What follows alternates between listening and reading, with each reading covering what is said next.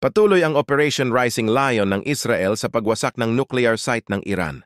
Gumanti naman ang Iran at tinamaan ang Ayon isang pa sa residential Israel. building at hospital.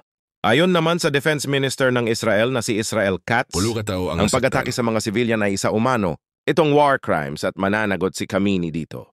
Samantala sinabi ni Trump na magkakaroon sila ng desisyon sa loob ng isang linggo kung sasali ba sila sa Israel sa pag-atake sa Iran.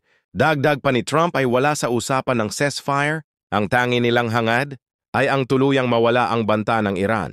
Sa paggamit ng nuclear, nagpasalamat naman si Netanyahu kay Trump sa pagsuporta sa kanila. Dagdag pa ni Netanyahu na kailangan ma-eliminate ang ballistic missile at nuclear ng Iran.